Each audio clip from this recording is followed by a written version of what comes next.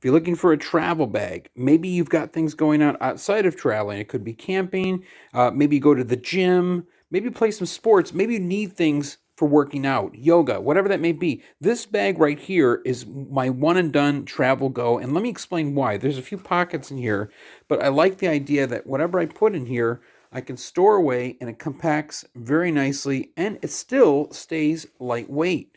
So let's actually show you with stuff in there so you can kind of get a better idea. Now I've got the bag packed up, ready to go. And in this case here, I'm traveling for about 4 days.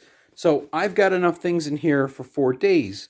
Shirts, shorts, things of that sort. And what I like most about it, and I'll give you a little bit of a tip here, is when you are rolling up your clothes, you'll actually be able to conserve more space. So it's nice to be able to conserve space and be able to use something that's light. And let me show you here. You've got a pocket here that you can put things in. You've also got a pocket on the other side.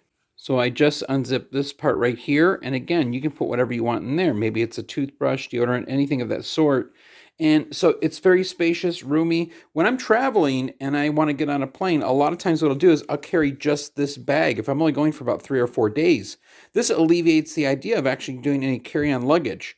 So I just carry this on the plane by itself. So it's actually kind of nice to have that convenience. But as far as space, it definitely keeps everything nice and neat inside. And let me zip everything up and show you what it looks like. Everything's zipped up now. Again, with all these clothes in here, it still feels pretty lightweight. But the point is this. This is something that you can use to travel with and make things a lot easier.